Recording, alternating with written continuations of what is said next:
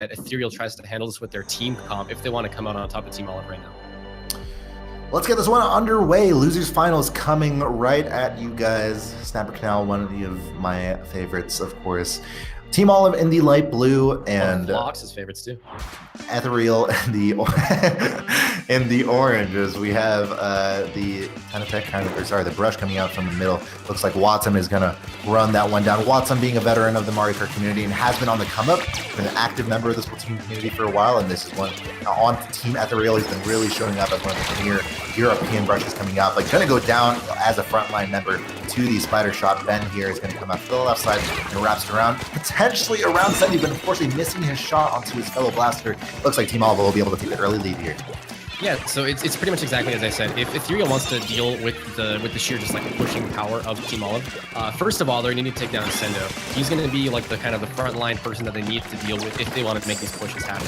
After that, the next two priorities are going to be Dude and Nike on the Splattershot Pro and the sloshing machine, and that's not good. When there is two people that are tied for priority on your tower push, you're already in a bad position. Yeah. So it's gonna be completely up to Ethereal here. If they want to take this out. Oh no, Watson taking a swim. It looks, speaking of bad position, it looks like Team Olive is already at the front of Team Ethereal's gate here, as it looks like Frog finally picking up the pieces for the German side here. They have not been able to find the answers for these one-on-ones or even 2v1s. They've been coming out on the back end of all of these fights, and it's been really unfortunate to see. Getting the direct as soon as I say that onto Urza, nicely done there to at least stymie off this offensive. Yeah, so Olive is going to be able to reset this. Actually, Nike finding a kill on Watson there. I did not expect that one to happen, but this is weird because Ethereal, they have opportunities. They just need to make sure that Olive cannot get that momentum and start rolling with it again. If they can do that, if they can find those picks that they need to, if they can find the pick on Sendo or maybe Nike, that's all they really need, and then they can get that push going. And once that push is going with Ethereal, it's going to be difficult for them to be stopped just due to the team comp they have. They have the armor, they have 2 splashdowns, I believe, unless I'm looking at that weapon wrong. And, nice. The Octa Brush, crazy. And now for Olive, of course, you know, at least for, Ethereal, they were able to at least get it back to the middle of the map, but that's all they were able to do. Dude back in position on the right side of this map. Watson having to take care of not one, but 2 members from Olive, and now is going to be taken care of by Urza, I believe, now one off to the side. Dude, for now, getting the Inkstorm on top of the objective, but unfortunately going down for no reason at all whatsoever. I did not know Team Olive recruited Tudos. Yeah, you could say as much, as it seems like for the first time, due to that misplay, it looks like Ethereal will be able to move the tower up just a little bit, but that as soon as that happens. Despite that unfortunate loss and the free advantage for Team Ethereal, they actually weren't able to make much happen with it, as Team Olive did a really, really good job reacting to that and just holding a strong defense to let their fallen comrade respawn. Yeah, I don't really see. I mean, okay, finally for the, it looks like 2 from Ethereal is coming up to advance onto Urza. Nicely done, but will he be actually able to win these one-on-ones? Unfortunately, the splashdown being deployed, and it looks like he's able to get the double win 1v2 situation. Urza, calm down. Just like that. And Team Olive, my goodness, if they haven't shown it throughout the game, they certainly showed it in that moment through Urza alone. Their ability, at least, to come out on top of these one-on-ones is monumentally coming out more above Ethereal, at least in these moments.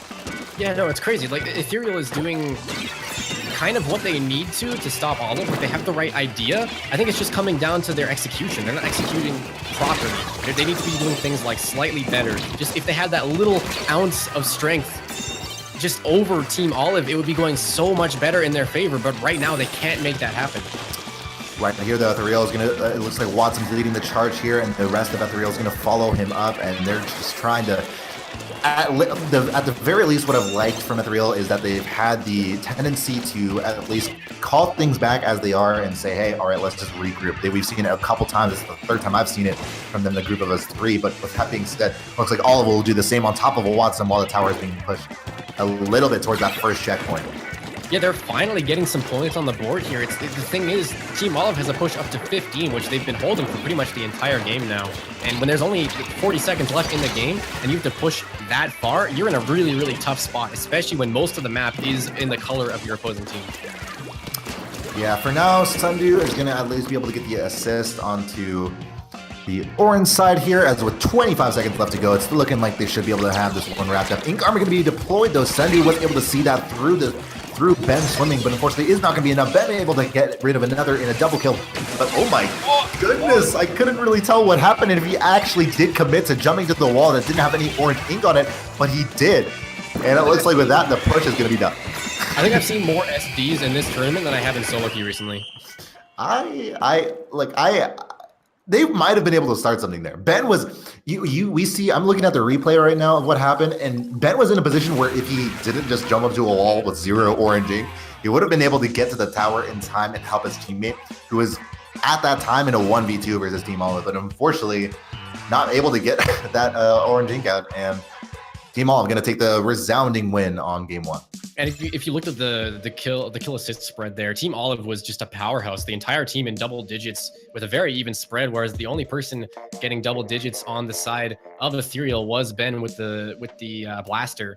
And I think if Ethereal wants to take out Olive here, they need to be working on their team fights. They need to have better coordination with their team fights. They need to make sure that they're taking out the right targets and at the right time as well. And being in a situation like that is not good because that's asking a lot out of these players. It's going to be difficult for them to take out Team Olive, but I definitely think they have it in them. As we move on to Rainmaker, Muscle Force Fitness.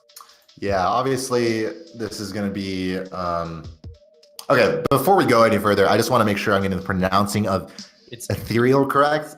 Ethereal. It's Ethereal. All right, just got to make sure I have my accents down, my English down. But okay, Ethereal here advancing on a Rainmaker. This is probably I mean, I don't know about individual or team preferences, but this is the mode that kind of gives way to more results in favor of the team that, at least on the offset of a set, might not seem to be on the same level as another team. We'll see if they're able to kind of recover from game 1, see what kind of the response is in the opening moments, as Rainmaker can give way to a lot of quick starts. And I'm sure that will be, given the kind of tendency we've seen from the purple side here, from Ethereal, and grouping up so often at certain parts of the map, I'm sure they're going to put 4 down the mid here and try to burst this as soon as possible. Maybe not. We'll see Ben here off to the right side to counter that clue. The Team Olive went for that early pop, and you can definitely tell they're trying to look for that momentum. And wow, the armor actually not coming up in time to save Ben as Urza was able to get that push up. He's looking for the second kill, but he's going to be pushed back by the bombs. Olive is just going for it. They don't care. They're trying to push in. They don't care about making sure they're safe. They're just going to push it in. And for that, they're actually going to lose control of the Rainmaker there, as it was the Ethereal that was able to stop that push before it could even really start, which is pretty much as expected in a situation like that. Ooh, unfortunately, Ben not able to squeeze down his way to a place where he could get a splat onto Team Olive. It looks like they are going to only have 1 alive, and that's the Rainmaker carrier, so we can expect this one to go down rather shortly here. Dude, nearly taken out by the Rainmaker, though, but unfortunately the Rainmaker should be going down soon due to the combination of the Inkstorm and the... Oh my goodness, he's still alive. Charlie literally by himself, the rest of the team on the other side of the map, which should be going down sometime soon if Sendu has anything to say about it. As we see a kind of scatterbrain response here from both sides. As Charlie, how are you still alive just by yourself? Frog is now finally on this side of the map. This is huge. Their first This is of the set, and it's right now. to the 20-point marker. Charlie able to at least help his team get it to run it. They just need to run and get as many points as they can. 9-point marker, nicely done on his part. And Drew, I don't know how he did this, right? I mean, we were able to see him for the majority of that was huge. I don't know. I just straight up do not know how that happened. I mean, I guess we saw Team Olive kind of commit 1 or 2 members, and maybe that wasn't enough. I don't know. I guess Team Olive just not committing enough to the objective in the earlier parts of that push ended up costing them. Ethereal right now is looking like a totally different team, and it might be the side of Team Olive.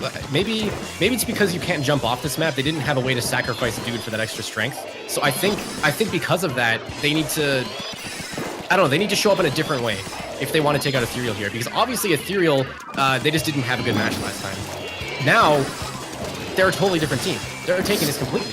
I wouldn't speak too quick here. I mean, it looks like Olive is getting a similar push, and they're going to try to brute force this one, but they lose it at the 13-point marker as they had to swim through the mist there, the toxic mist, and I think that might have been the sole thing that slowed the Rainmaker down enough to get it to the 13-point marker and not the 9 or the 8-point marker. That toxic mist actually incredibly vital there.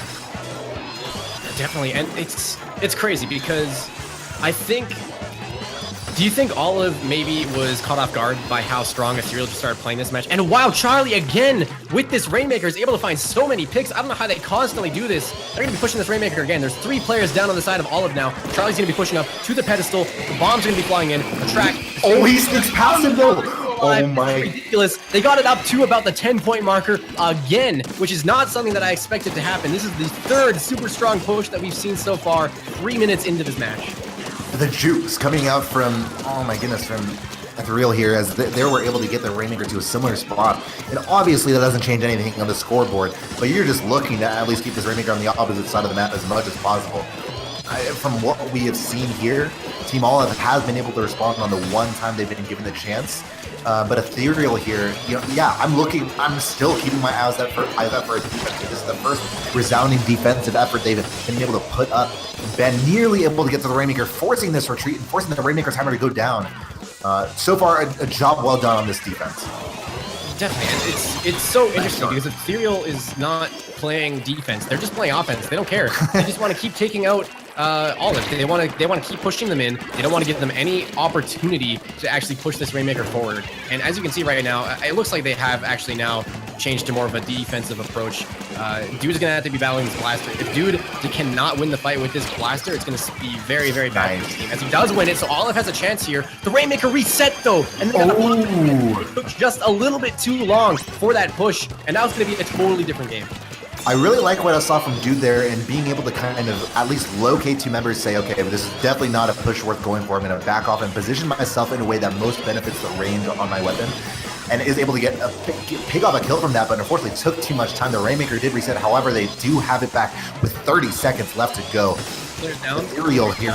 There's only one alive. That's going to go pushing in. That's going to be the lead. Might be the knockout too. It is. Olive. Wow. Game 2. They just had the opportunity. They needed to wait for the opportunity. Once they had that opportunity, it was done. There wasn't anything Ethereal could have done about that.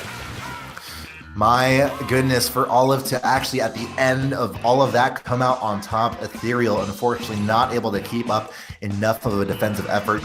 We've been trying to see them kind of, at least over time, have a cohesive defensive effort. You were saying they weren't playing defense, and in a way, that is true. They were pushing up the Rainmaker just as far as possible to just keep it away from their side of the map so they wouldn't have to play defense.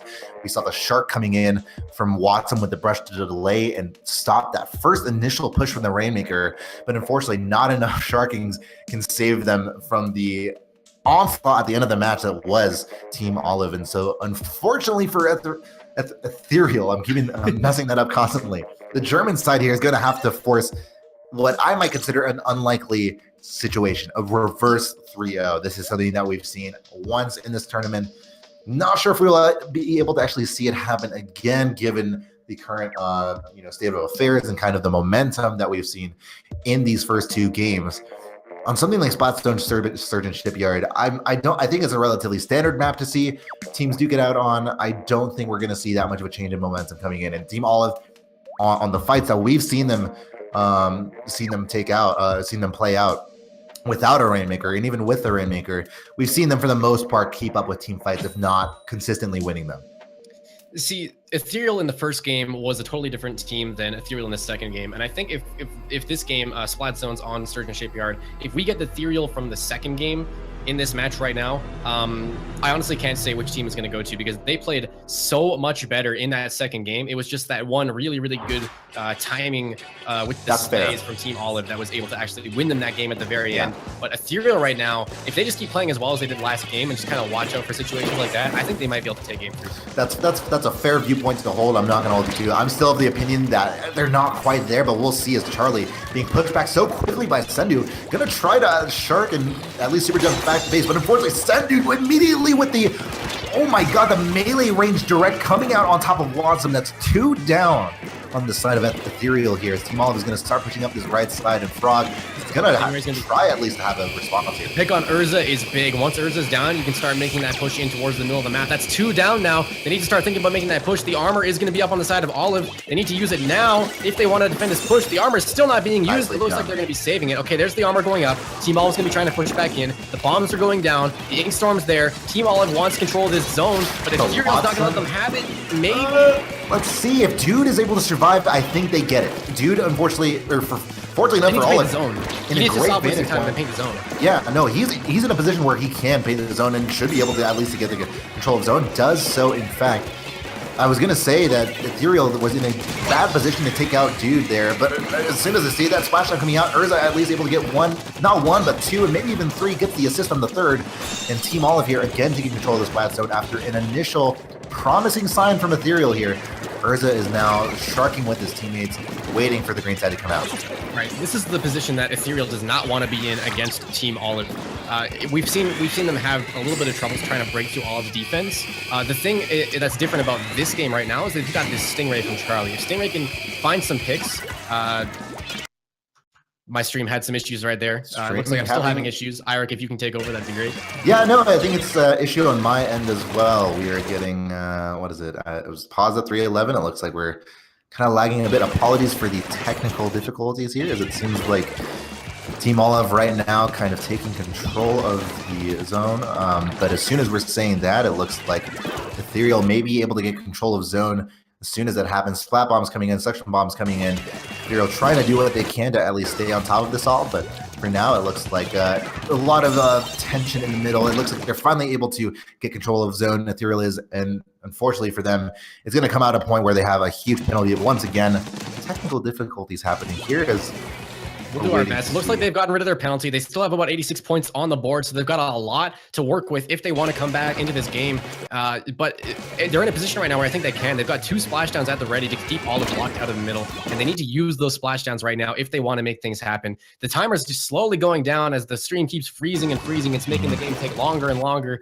Of course, the real game is probably way further along than we are right now, and it's going to be interesting to see how Ethereal, they did drop two players. It's going to be interesting to see how they can defend against Team Olive's push.